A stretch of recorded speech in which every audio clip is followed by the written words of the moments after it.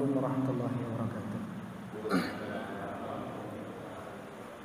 Alhamdulillahilladzi ahyana ba'da amatana wa ilaihi nusyur. Assalatu wassalamu ala nabiyyina Muhammad wa ala alihi wa ashabihi wa man tamassaka bi sunnatihi ila yaumiddin, amma ba'du. Jemaah salat subuh yang semoga senantiasa mendapatkan limpah rahmat Allah Subhanahu wa taala. Masya Allah, di waktu pagi, di waktu salat subuh, Allah menurunkan satu di antara rahmatnya, ini hujan. Dan ketika hujan kita diperintahkan untuk berdoa, Allahumma sayyiban nafi'an. Semoga hujan yang diturunkan ini adalah hujan yang membawa manfaat bagi kita semua. Salawat dan salam juga senantiasa kita aturkan kepada qudwah kita, uswah kita, Nabi Muhammad SAW beserta para sahabat, kerabat, keluarga, dan orang-orang yang senantiasa berusaha menapaki jalan beliau dengan baik sampai yaumil qiyamah. Jamaah rahimani wa rahmatullah. Insyaallah dalam beberapa menit ke depan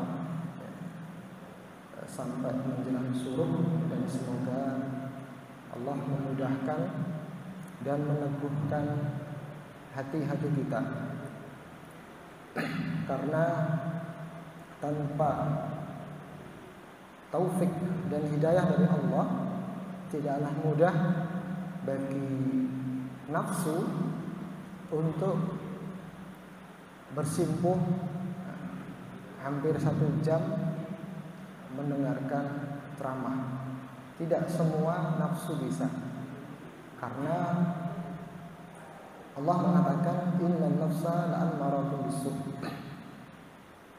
Hakikat jiwa itu mengajak, la'ammarah. Jadi kalau dalam bahasa Arab perintahnya itu sangat. Jadi jiwa itu kecenderungannya memerintahkan kepada as-su'. Illa ma rahima rabbuk, kecuali yang dirahmati oleh Allah. Jadi kalau kita diberikan kemudahan untuk beribadah, alhamdulillah. Dikala yang lain mungkin bangun tapi untuk berdagang, bangun untuk sebuah pekerjaan, namun kita bangun karena memenuhi panggilan Allah, maka bersyukurlah, karena itu adalah sebuah nikmat yang besar. Tidak semua, bahkan yang mukmin pun tidak diberi nikmat untuk mudah pergi ke masjid. Mereka lebih suka bangun jam 5, setengah 6 baru sholat. Dan kita bersyukur karena kita diberikan hidayah dan taufik. Sebagaimana materi yang kita sepakati bahwasanya pagi hari ini kita akan membahas tentang akhlak sebagai tanda baiknya iman seorang hamba. Nah, sebelum kami bacakan beberapa ayat dan hadis yang berkaitan dengan akhlak, kami bacakan sebuah hadis sebagai kabar gembira untuk para jamaah yang hadir di sini. Ada sebuah hadis yang diriwayatkan oleh Abu Waqid Al-Lais, diriwayatkan oleh Imam Bukhari, dan pastinya di sini sahih. Dikisahkan, bainama Rasulullah sallallahu alaihi wasallam fil masjid.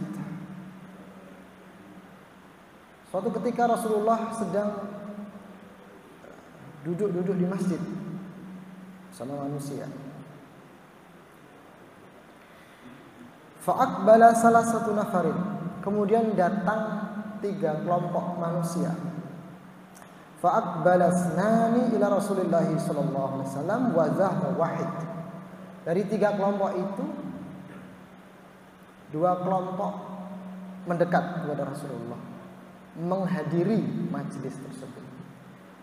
Dan yang satu itu pergi. Ya, wa zahaba wahid.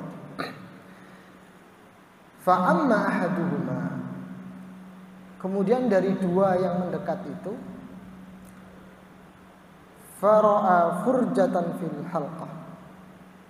Dia melihat ada celah di majelis Rasulullah. Jadi majelis Rasulullah ini sangat padat, kemudian ada celah di situ. Ada yang longgar. Maka yang satu itu melihat kemudian mendekati yang celah tersebut. Wa ammal akharu, adapun yang lainnya dari 2 yang datang itu dia lebih memilih untuk duduk di belakang. Jadi karena halaqahnya penuh, dia memilih datang tapi di belakang. Falamma faragha Rasulullah sallallahu alaihi wasallam, nah tatkala Rasulullah sudah selesai bermajelis, beliau mengatakan, "Ala ukhbirukum, maukah aku kabarkan kepada kalian anin nafari salatah, tentang 3 kelompok." Kemudian Rasulullah mengatakan, "Amma haduhum," salah satu dari 3 kelompok itu, fa'awa ilallah, dia mendekat kepada Allah. Maksudnya tadi itu yang melihat celah kemudian dia menduduki celah tersebut. Apa balasan bagi orang ini? Fa'awahullah, Allah pun mendekatinya. Wa amal akhar, adapun yang kedua, fastahya, dia malu.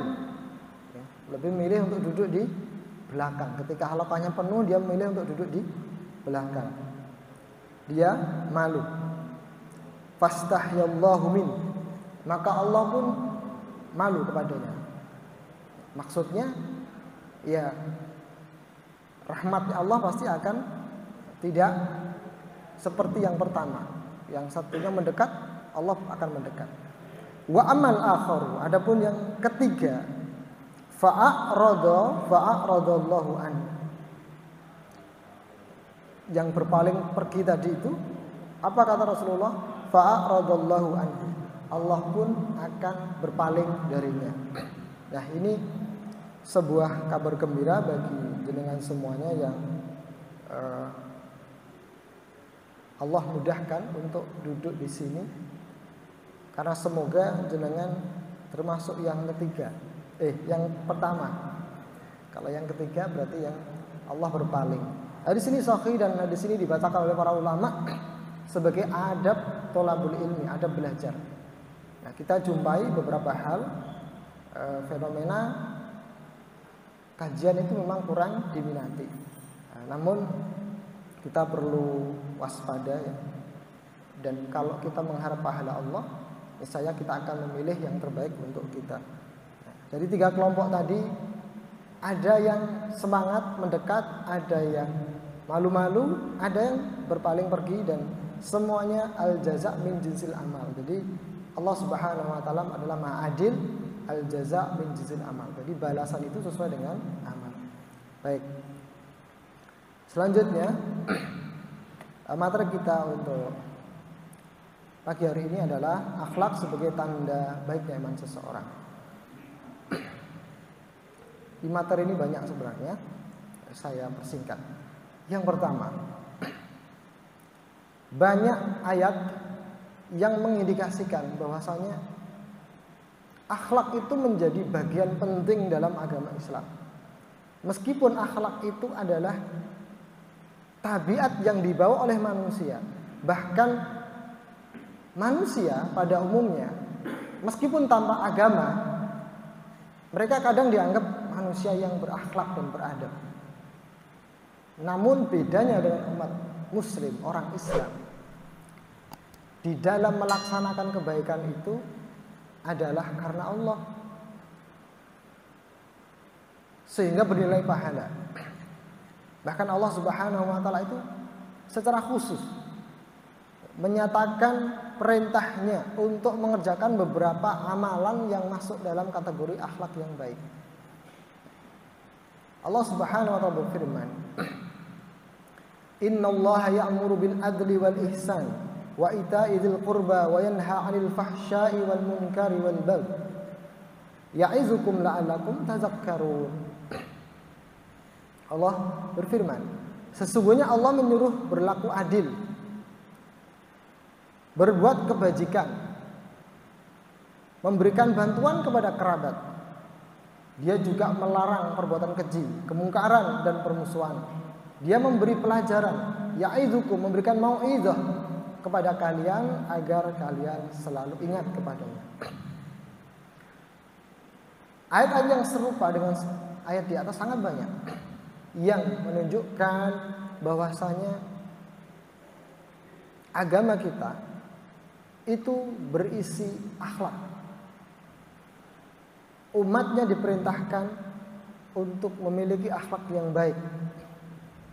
Bahkan sebagaimana judulnya, tidak mungkin seorang hamba itu memiliki iman yang kamil, yang sempurna, ketika dia tidak dapat menampakkan akhlak yang baik.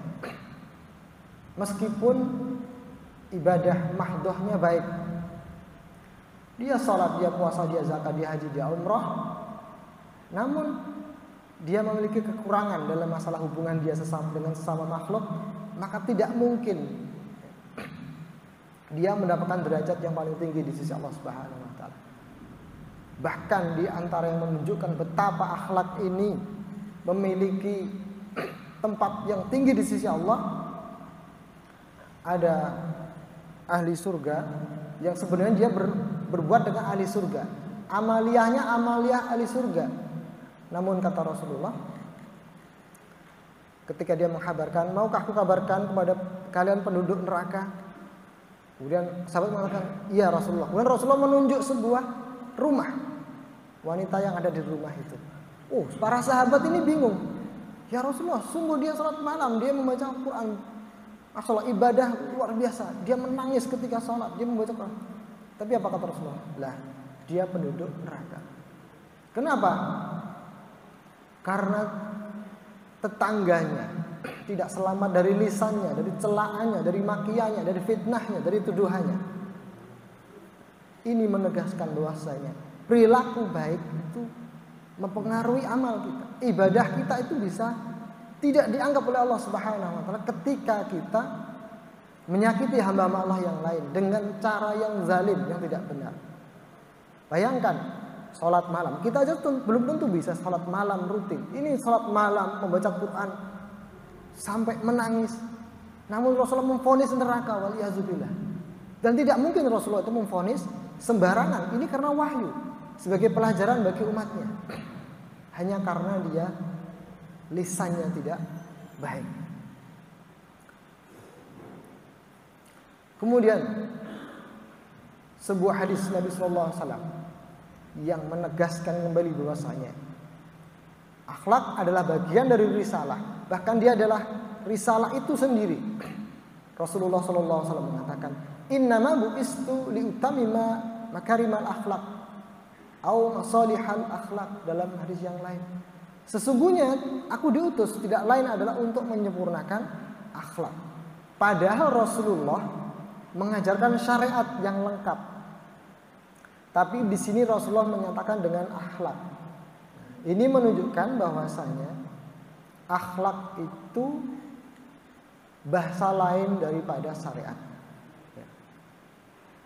Rasulullah kan diutus untuk mentauhidkan Allah, membimbing manusia beribadah. Namun di sini Rasulullah mengatakan innama bu'istu liutamima makarimal akhlak. Dijelaskan oleh para ulama. Kenapa memakai bahasa makarimal akhlak? Iya, karena sesungguhnya agama itu sendiri adalah akhlak.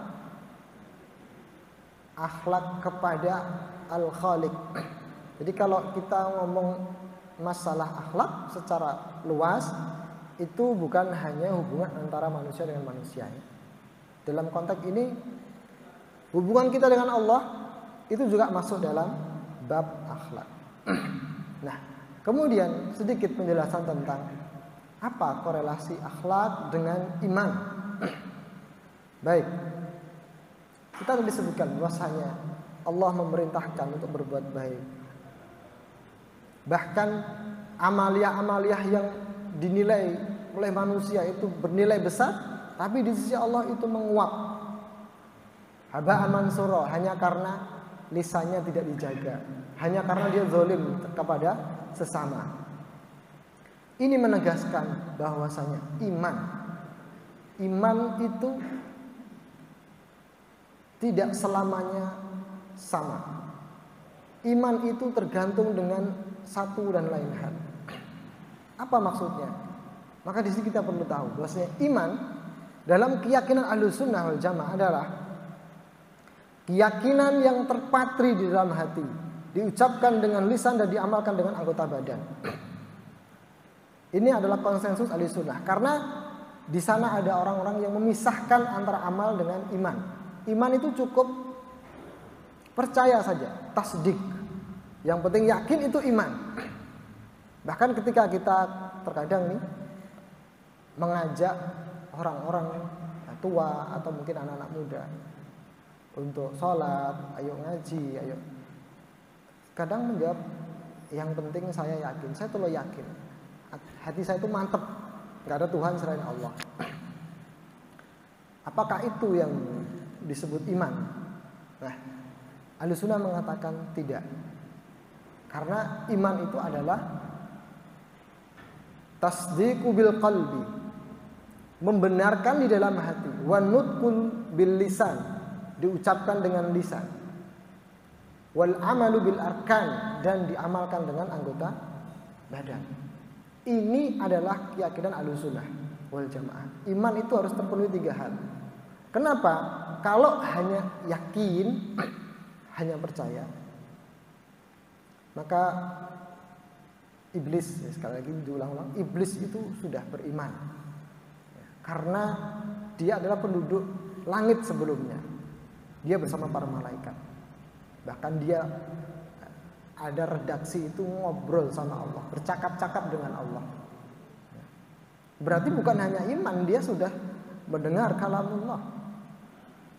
Bukan seperti kita yang tidak, jangankan mendapat wahyu, tidak sama sekali. Tapi mereka dihukumi kafir oleh Allah Subhanahu wa taala. Jadi kalau hanya yakin saja enggak, itu belum iman. Meskipun itu bagian daripada iman. Iman harus terpenuhi 3 tadi. Kemudian harus diucapkan juga. Nah. Dan ayat-ayat yang sebagai pegangan ini sangat banyak. Di antaranya dalam surat Al-Hujurat ayat 14 Allah berfirman yang menegaskan bahwasanya iman itu dari hati. Qalatil a'rabu amanna qul lam tu'minu walakin qulu aslamna walamma yadkhulul imanu fi qulubikum. Qalatil a'rabu amanna. Orang-orang Badui itu mengatakan amanna, kami beriman. Dan Allah mengatakan, "Qul," katakan wahai Muhammad, "lam tu'minu," kalian itu belum beriman. "Walakin qulu aslamna," tapi katakan saja aku telah Islam. Di sini beda antara iman dan Islam. Islam itu pokoknya menampakkan syariat itu Islam. Orang munafik saat itu dihukumi Islam karena dia menampakkan zahir Islam, tapi hatinya tidak. Walamma yadkhulul imanu fi qulubikum, karena belum masuk iman itu di hati-hati kalian. Nah, itu ayat yang menegaskan bahwasanya iman itu harus di dalam hati. Ini awalnya. Kemudian yang menunjukkan bahwasanya iman itu harus diungkapkan dengan lisan.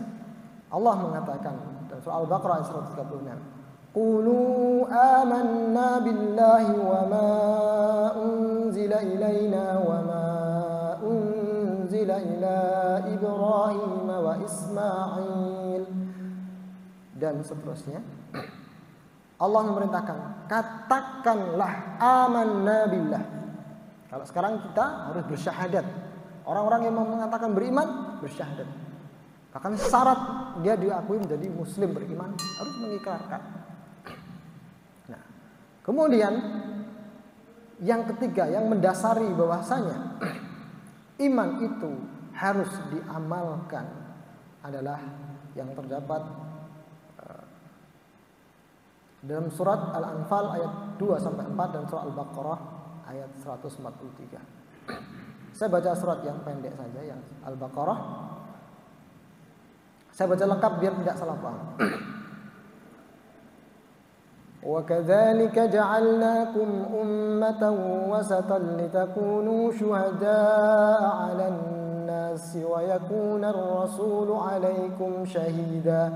Demikian pula kami telah menjadikan kamu umat Islam, umat pertengahan, agar kamu menjadi saksi atas perbuatan manusia, seluruh umat, dan agar Rasul Muhammad ini menjadi saksi atas perbuatan kalian. Masya Allah. Jadi kita ini umat yang spesial. Kita akan menjadi saksi bagi umat-umat yang lain. Sedangkan saksi kita adalah Nabi Muhammad sallallahu alaihi wasallam. Wa ma ja'alna al-qiblata allati kunta 'alaiha illa lina'lama man yattabi'ur rasul. Lina'lama man yattabi'ur rasul mimman yanqalibu 'ala aqibaihi. Kami tidak menetapkan kiblat Baitul Maqdis yang dahulu kamu berkiblat kepadanya kecuali agar kamu mengetahui dalam kenyataan siapa yang mengikuti Rasul dan siapa yang berbalik ke belakang. Wa in kanat lakabiratan illa 'alal ladzina hadallah. Sesungguhnya pemindahan kiblat itu sangat berat kecuali bagi orang yang telah diberi petunjuk oleh Allah. Wa ma kana Allahu liyudhi'a imanakum. Dan tidaklah Allah yudhi'a imanakum, menyia-nyiakan imanmu. Innallaha bin-nasi laraufur rahim. Sesungguhnya Allah benar-benar Maha Pengasih lagi Maha Penyayang. Allah mengatakan wa ma kana Allahu liyudhi'a imanakum. Allah mengatakan Allah tidak mungkin menyia-nyiakan imanmu. Nah, ternyata iman di sini yang Allah sebutkan iman di situ dijelaskan oleh para ulama. Maksudnya adalah, salah satu ulama yang menjelaskannya adalah Ibnu Battah dalam kitab Ibanah. Beliau mengatakan iman di sini adalah ketika kamu masih menghadap ke Baitul Maqdis. Jadi perbuatan para sahabat ketika masih berkiblat ke Baitul Maqdis kemudian berpindah ke Baitullah, Allah mengatakan Allah tidak menyia-nyiakan imanmu. Allah tidak menyia-nyiakan perbuatanmu yang dulu, yaitu ketika kamu diperintah untuk menghadap Baitul Maqdis, kamu pun menghadap Baitul Maqdis. Jadi ketika kita melaksanakan perintah Allah, itu bukti iman. Maka Allah Subhanahu wa taala menyebut perbuatan menghadap ke Baitul Maqdis itu iman. Nah, dari sini kita pahami bahwasanya lekat antara amal dan iman.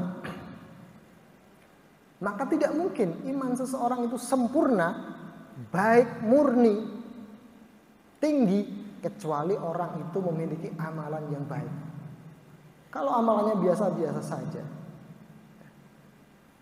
maka apalagi kalau dia meninggalkan yang wajib-wajib, bisa dipastikan imannya tidak sempurna. Bahkan dikhawatirkan imannya itu tidak sah. Karena iman harus terpenuhi 3 tadi. Nah, kemudian dalam hadis Nabi juga mengatakan imanu bid'un wa sab'un au bid'un wa sittun. Iman itu sesungguhnya memiliki 70 sekian cabang atau 60 cabang. Fa afdaluha qaul la ilaha illallah. Yang paling utama adalah perkataan la ilaha illallah. Wa adnaha imatatul adza 'anil thariq. Menyingkirkan gangguan dari jalan itu masuk dalam bab iman. Nah, ini sekali lagi menegaskan wal jamaah bahwasanya perbuatan baik. Bayangkan hanya menyingkirkan azza itu gangguan, ya bisa sampah, paku, menyingkirkan gangguan dari jalan.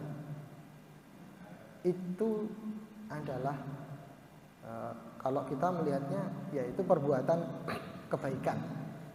Ya, kebaikan. Ya, orang melihatnya itu akhlak yang baik, tapi itu ternyata adalah bagian daripada iman. Nah, bayangkan menyingkirkan gangguan. Nah, dari hadis ini para ulama memberikan pemahaman sebaliknya. Kalau menyingkirkan gangguan itu adalah tanda keimanan. Bagaimana dengan dia memberikan gangguan? Dan salah satunya yang dibahas adalah ketika menggunakan fasilitas umum atau jalan, ya, menyetop jalan untuk kepentingan pribadi. Nah, ini termasuk dikatakan bukan tanda keimanan atau justru itu mengurangi keimanan. Betapa banyak kita sering terzolimi, ya, lewat tutup ada hajatan, balik lagi. Ya kalau yang dibawa orang biasa, kalau yang dibawa orang hamil atau sakit, nah, itu biasanya kita ngomel, gerundel. Ini kita harus waspada karena tanda iman itu menyingkirkan gangguan, bukan malah memasang gangguan. Nah, kita harus hati-hati. Kemudian wal haya'u syu'batun minal iman, dan malu itu rasa di dalam hati yang mencegah manusia untuk berbuat buruk. Itu ternyata adalah bagian daripada keimanan. Nah, ini korelasi antara amaliyah, baik itu akhlak dan sebagainya, dengan iman. Bahwasanya dia adalah bagian yang tidak terlepaskan. Ini kita perlu tahu, karena di sana ada pemahaman-pemahaman yang menyimpang, yang di luar ahli sunnah, yang mengatakan al-imanu, iman itu hanya qaulun wa amalun, hanya ucapan dan perbuatan saja. Nah, kalau seperti itu orang-orang munafik masuk dalam kategori iman, hanya ucapan dan perbuatan saja. Orang munafik itu dikatakan iman, dia sudah menampakkan amaliyah, sholat, zakat, ikut jihad, meskipun kadang lari. Nah, iman itu harus terpenuhi 3 hal ini. Nah, makanya akhlak adalah bagian tidak terpisahkan daripada iman itu sendiri. Allah melalui lisan Rasulnya Sallallahu Alaihi Wasallam mengatakan, akmalul mu'minina imanan ahsanuhum khuluqan wa khiyarukum linisaikum. Bayangkan, kalau akhlak ini tidak mendapatkan tempat yang tinggi di sisi Allah, tidak mungkin keluar sabda Nabi Sallallahu Alaihi Wasallam seperti ini. Keimanan seorang itu tergantung dari seberapa baik akhlaknya. Karena Rasulullah mengatakan mukmin yang paling sempurna imannya di sisi Allah adalah mereka yang paling baik akhlaknya. Jadi hadis yang semacam ini banyak sekali. Subhanallah, ini sebuah berita besar. Bahwasanya agama kita itu menempatkan akhlak itu di puncaknya. Karena kesempurnaan iman itu kan kita meyakini urusan hati. Seperti yang kita pahami tadi, kebanyakan manusia memahami iman itu urusan hati. Tapi ternyata dia nggak akan sempurna kecuali ada pada orang-orang yang memiliki akhlak. Kemudian jangan ditafsirkan, kita punya tetangga yang baik tapi non muslim. Waduh, ini orang baik sekali tapi kok non muslim. Wah, dia tertinggi nanti derajatnya. Enggak. Iman adalah dasar utamanya. Kalau dia tidak beriman kepada Allah dan Rasulnya Muhammad, maka tidak diterima. Masih terkunci. Namun ketika dia bersyahadat, maka pahala itu langsung Allah angkat. Ini keutamaan Islam. Kebaikan orang-orang di luar Islam, sebelum dia bersyahadat, Allah tahan. Karena kuncinya, miftahnya adalah la ilaha illallah. Ketika dia mengatakan la ilaha illallah, maka seluruh pahala yang dulu tertahan, yang dia amalkan ketika masih kafir, Allah angkat semuanya menjadi pahala dia. Subhanallah.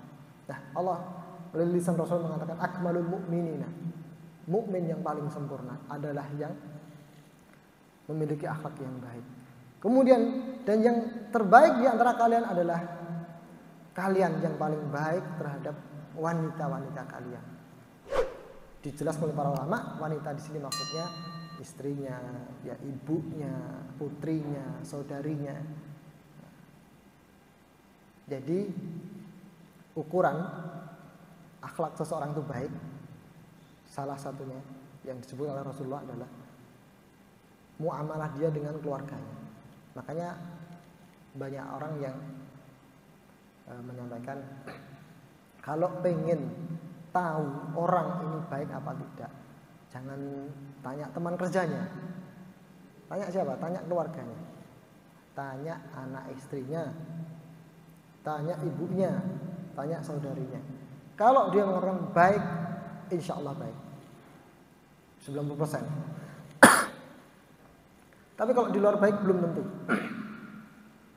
Banyak orang yang bisa luman apa tuh ya, derma, ya, traktir teman-temannya. Tapi untuk istrinya pelit, untuk anak-anak perhitungan ada. Nah, insya Allah, karena ini kabar wahyu pasti benar. Jadi kalau kita pengen melihat apakah kita baik, ya tanya istrinya, suruh jujur. Apakah kamu sudah baik? Kalau belum, ya udah, berarti kita belum baik. Nah, kita berusaha lagi untuk menjadi yang terbaik. Wanita itu mendapatkan tempat yang tinggi di sisi Allah. Dia harus diperlakukan yang baik. Dan akhlak ini jamaah rahimanallah, karena dia adalah penyempurna bagi seorang mukmin. Kalau kita ibaratkan mukmin itu raja, maka akhlak itu adalah baju kebesaran dan mahkotanya. Coba kalau ada raja tidak pakai baju kebesaran dan tidak pakai mahkota, maka dia akan kehilangan wibawanya dan dia akan kehilangan keistimewaannya. Orang tidak akan melihat dia raja, tapi kalau dia memakai mahkota, dia memakai baju kebesarannya, dia akan kelihatan berwibawa, dia akan kelihatan sempurna. Nah, mukmin ketika dia tidak membawa akhlak yang baik, dia cuma beriman kepada Allah, mengerjakan sholat, zakat dan sebagainya, tapi perilakunya membuat orang tidak nyaman. Tidak nyaman bukan karena hatinya yang sakit, karena ada orang nggak nyaman karena memang dia hasad. Oh, kita nggak ngapa-ngapain, kita beli sesuatu, ada yang hasad. Bukan, kalau itu bukan, itu sakit dia sendiri aja yang hatinya sakit. Maksudnya sengaja kita nyakitin gitu loh, di ghibah ya, orang Jawa dipaitu ya. Setiap apapun yang dia lakukan itu tidak luput dari kritiknya, karena memang hatinya nggak suka, hasad.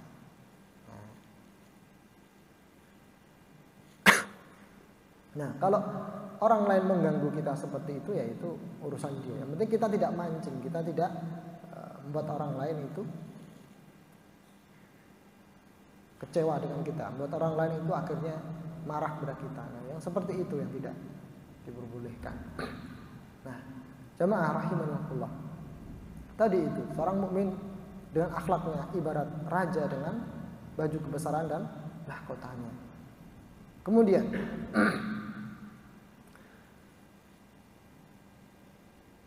betapa akhlak ini para jamaah, selain dia menjadi tanda bahwasanya iman kita itu baik, ternyata subhanallah, akhlak itu adalah amaliyah yang paling berat bobotnya di timbangan Allah Subhanahu wa taala pada hari kiamat kelak.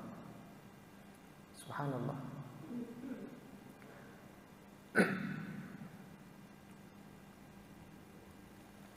Kenapa? Kita kadang berpikir harta,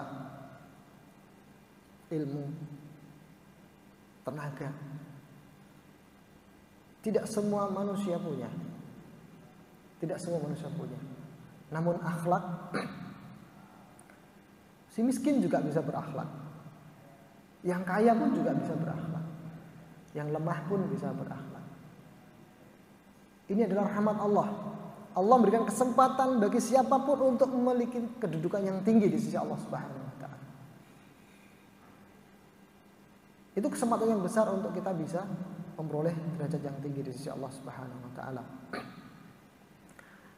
Rasulullah sallallahu alaihi wasallam mengatakan, "Su'ila an aksari ma yudkhilun nas al-jannah." Rasul ditanya tentang perkara yang paling banyak memasukkan manusia ke dalam surga. Taqwallah wa husnul khuluq. Subhanallah. Takwa kepada Allah dan husnul khuluq. Takwa itu kan maknanya sebenarnya luas. Perintah Allah. Jadi takwa itu kan menjalankan perintah Allah, menjauhi larangan Allah, itu takwa. Dan Akhlak itu sebenarnya sudah masuk dalam bagian takwa itu. Tapi di sini Rasulullah membedakan, ada takwa, ada husnul khuluq. Sekali lagi ini menunjukkan ini memiliki tempat yang khusus di sisi syariat kita. Takwa dan akhlak yang baik. Nah, jamaah rahimani wa rahmatullah. Banyak hadis-hadis yang menyebutkan betapa tingginya Islam, tingginya akhlak di sisi agama kita. Insyaallah 5 menit lagi kita masuk waktu syuruk. Saya bacakan singkat.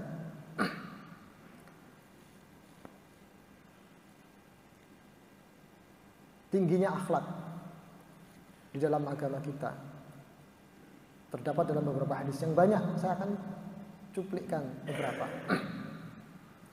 Seperti tadi yang pertama, innama bu'istu li utamima makarimal akhlak. Itu menunjukkan bahwasanya syariat itu sendiri dinamakan dengan akhlak. Ini menunjukkan betapa tingginya akhlak tersebut. Kemudian yang kedua, kalau kita ditanya apa itu kebaikan, maka ternyata Rasulullah mengatakan al-birru husnul khuluq. Kebaikan itu adalah husnul khuluq. Jadi kalau ditanya apa itu kebaikan, husnul khuluq, itu Rasulullah yang mengatakan. Berarti seluruh kebaikan itu ada di dalam husnul khuluq. Subhanallah. Menunjukkan bahwa akhlak yang baik mencakup semua bentuk kebaikan dan karakternya. Semua kebaikan dan anak turunnya yang kita tidak bisa menyebutkan apa itu masuk dalam akhlak yang baik. Kemudian yang ketiga, sebagai saya sebutkan tadi, akhlak yang baik menjadi amalan yang paling berat dalam timbangan amal.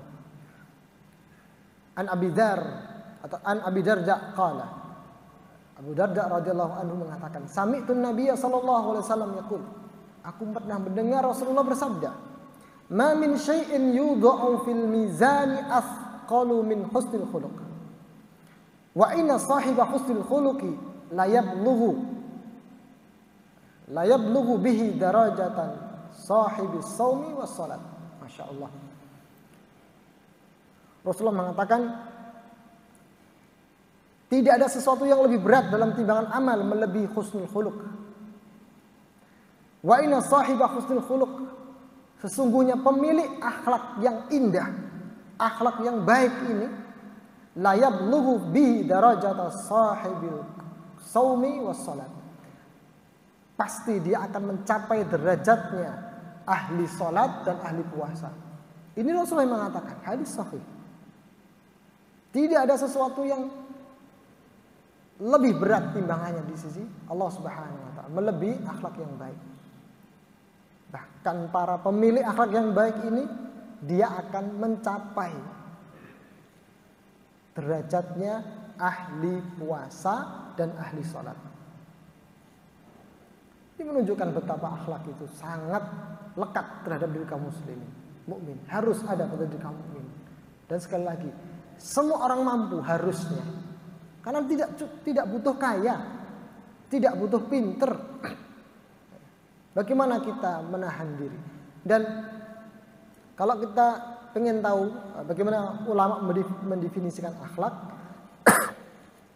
akhlak itu terporos. Porosnya ada 3 hal. Badlun nada, wa kaful adza, wa ihtimalul adza. 3 itu. Apa itu akhlak? Badlun nada, mendermakan kebaikan. Badlun nada, mencurahkan kedermawanan, kebaikan. Jadi memberikan manfaat. Wa kaful adza, kaful adza artinya menahan diri untuk tidak menyakiti yang lain. Wa ihtimalul adza, bersabar atas gangguan. Itu poros akhlak. Kalau kita mampu melakukan 3 hal ini, kita baik dalam 3 hal ini, insya Allah kita mendapatkan predikat orang yang memiliki akhlakul karimah. Semoga bisa diingat ya. Yang pertama adalah badlun nada wa kaful adza wa ihtimalul adza. Itu rumus akhlak yang baik yang disebut oleh para ulama. Kemudian yang keempat, fadilah, keutamaan akhlak. Makom keimanan yang paling tinggi ada pada orang yang berakhlak karimah. Sebagaimana sudah disebutkan, akmalul mu'minina imanan ahsanuhum khuluqa. Kemudian ini yang masya Allah paling kita nanti. Yang kelima, pemilik akhlak yang baik akan didekatkan bersama Rasulullah SAW pada hari kiamat. Rasulullah mengatakan, "Ala ukhbirukum bi ahabbikum ilayya wa aqrabikum minni majlisan yaumil qiyamah." Maukah aku kabarkan kepada kalian siapa yang paling aku cintai dan paling aku dekatkan tempat duduknya pada hari kiamat? Subhanallah. Jadi tidak nunggu menjadi keturunan Nabi untuk kita bisa dekat dengan Nabi. Bahkan keturunan Nabi pun kalau tidak soleh, tidak beriman, maka tidak ada jaminan akan dimasukkan surga oleh Allah Subhanahu wa taala. Karena paman beliau pun yang paling dekat, paling beliau cintai, karena tidak berikrar syahadat, maka tempatnya adalah di neraka. Rasulullah mengatakan, siapa mereka yang paling dicintai dan paling dekat tempat duduknya bersama Rasulullah adalah ahsanukum khuluqan. Insya Allah kita semuanya pengen bertemu Rasulullah, pengen bisa dekat dengan Rasulullah. Sekarang saja Bapak-bapak, Ibu-ibu, kita memiliki kebanggaan apabila kita pernah dekat dengan salah satu tokoh. Dekat dengan salah satu tokoh itu kita sangat bangga. Bahkan kadang kita foto, kita cetak ya, taruh di ruang tamu. Kenapa? Karena senang. Apalagi ini bersama Rasulullah di surga. Tapi syaratnya harus memiliki akhlak yang baik. Maka makna sebaliknya adalah kalau akhlaknya buruk, dia adalah orang yang paling jauh dan paling dibenci oleh Rasulullah SAW. Waliyahzubillah. Kemudian yang terakhir, tempat tertinggi di surga ada pada orang-orang yang memiliki akhlak yang baik. Dalam hadis disebutkan, Rasulullah SAW mengatakan, aku menjamin sebuah rumah di tepi surga bagi siapa yang meninggalkan debat kusir meskipun dia di atas kebenaran. Rasulullah jamin dia akan mendapatkan rumah di tepi surga. Dan sebuah rumah di tengah surga bagi yang meninggalkan dusta meskipun bercanda. Ini yang kedua, derajat yang kedua. Kemudian yang paling tinggi dan sebuah rumah di surga tertinggi bagi orang yang indah akhlaknya. Subhanallah. Akhlak yang indah akan mengantarkan orang-orang yang memiliki iman dalam hatinya ke makam tertinggi. Disebutkan bahwa surga itu bentuknya seperti gunung ya. Meskipun kita tidak bisa menggambarkan seperti apa, tapi Rasulullah menggambarkan dalam suatu kesempatan surga itu seperti gunung. Dia bertingkat. Ada yang paling bawah berarti paling tepi. Kemudian ada yang di tengahnya. Kemudian ada yang di puncaknya. Nah, surga tertinggi adalah Firdaus yang paling puncak. Kemudian di sekelilingnya adalah mereka-mereka yang baik akhlaknya yang akan bertetangga dengan Nabi Muhammad SAW. Wallahu a'lam bishawab. Ini mungkin yang bisa kami sampaikan. Kurang lebihnya kami mohon maaf. Sudah mendekati waktu syuruk. Mungkin ada yang ditanyakan. Kalau tidak ada, kita cukupkan. Tidak ada nggih? Ya, baik. Ya, karena ini adalah perkara yang gaib yang kalaupun ditanya, ya Allahu a'lam, ya Allah yang tahu. Dan kesimpulan adalah khulasah dalam pertemuan kita pagi hari ini adalah bahwasanya akhlak itu harus ada pada kaum beriman. Jangan sampai iman kita tidak sempurna, iman kita kurang, iman kita cacat karena kita tidak memiliki akhlak yang baik. Akhlak yang baik salah satunya adalah yang muda menghormati yang tua mengasihi yang muda. Jangan sampai kita sebagai orang tua selalu memandang yang muda itu dengan pandangan merendahkan, pandangan sinis, pandangan tidak kasih sayang.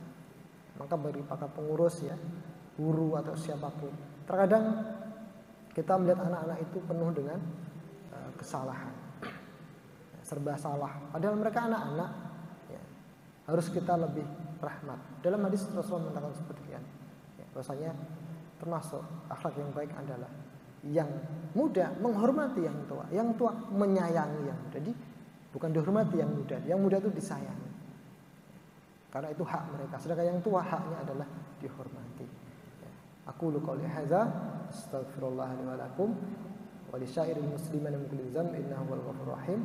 Semoga Allah Subhanahu wa taala menerima amalah kita pada pagi hari ini dan semoga Allah Subhanahu wa taala memberikan kepada kita hidayah, taufik untuk bisa beramal dan berakhlak yang baik.